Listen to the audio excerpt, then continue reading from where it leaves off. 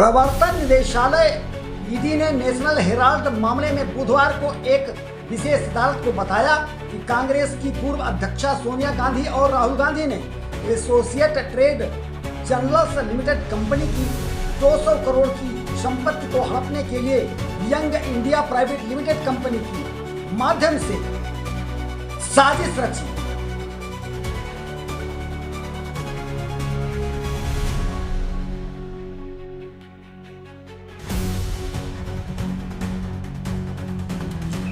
लखनऊ के आलमबाग थाना क्षेत्र में बुधवार को एक दामाद ने अपने सास ससुर की चाकू से गोदकर हत्या कर दी।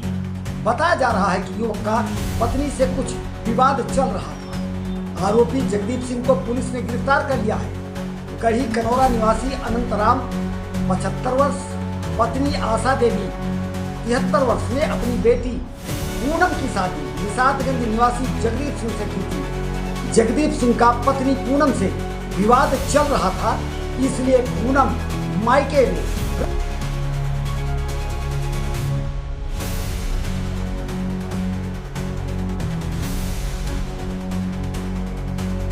सुप्रीम कोर्ट ने एक अहम फैसला सुनाया। कोर्ट ने कहा, चालक की लापरवाही से हुई दुर्घटना में मरने पर उन लोगों को बीमा कंपनी मुआवजा देने के लिए बाध्य नहीं।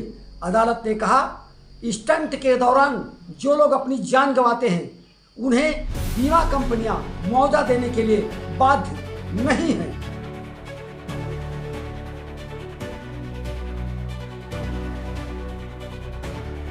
उत्तर प्रदेश के हापुड़ में मेरठ बुलंदशहर हाईवे पर देर रात एक दर्दनाक हादसे में 4 बच्चों सहित 5 लोगों की मौत हो गई।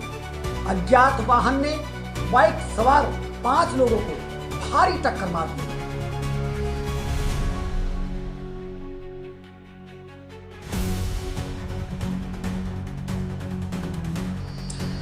देवभूमि उत्तराखंड में भारी बारिश के बाद आम जीवन अस्त व्यस्त। शहरी इलाकों में जल भराव के हालत तो पहाड़ी इलाकों में लगातार भूस्खलन की घटनाएं हो रही। बाबा केदारनाथ में भी पहाड़ गिरने की घटना सामने आई है। 40 यात्रियों को रेस्क्यू के द्वारा एसडीआरएफ ने बचाया है। यह यात्री केदारनाथ धाम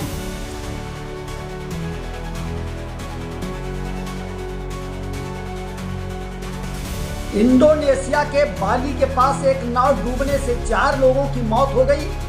इस नौका में 65 लोग सवार थे। 38 लोग लापता हैं।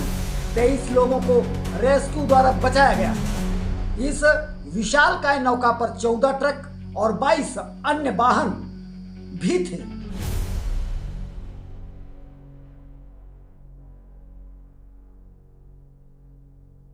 बिहार के दानापुर में सगुना खगौल रोड में एक शॉपिंग कॉम्प्लेक्स में आग लग गई। 4थे फ्लोर पर स्थित होटल में लगी आग।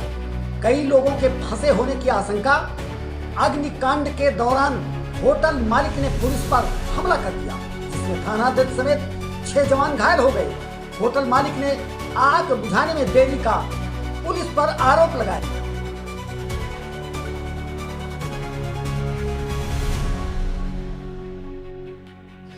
पश्चिम अफ्रीकी देश सोमाली में मंगलवार को हुए आतंकी हमलों के दौरान 3 भारतीय नागरिकों का अपहरण कर लिया गया।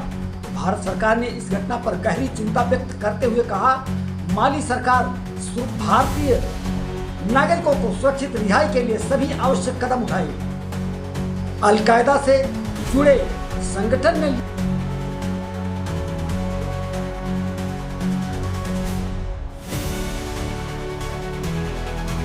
पीएम मोदी 5 देशों की यात्रा के पहले चरण में घाना पहुंचे। घाना पहुंचकर पीएम ने कई समझौतों पर हस्ताक्षर किए, जिसमें रेपर अर्थ मिनरल की माइनिंग से जुड़े सबसे अहम मुद्दे हैं। भारत घाना की साझेदारी से चीन को करारा झटका लगा है। घाना में पीएम मोदी को मिला सर्वोच्च राष्ट्रीय सम्मान।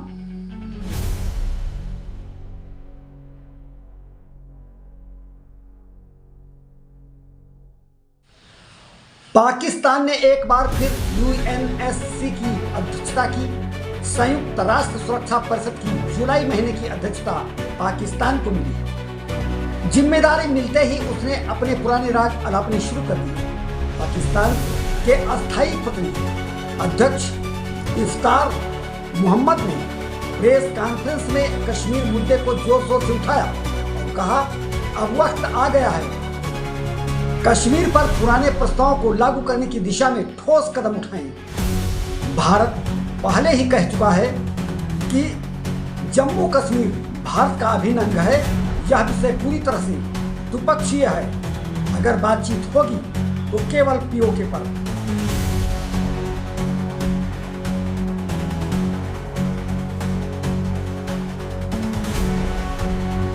पश्चिम अफ्रीकी देश सोमाली में मंगलवार को हुए आतंकी हमलों के दौरान 3 भारतीय नागरिकों का अपहरण कर लिया गया।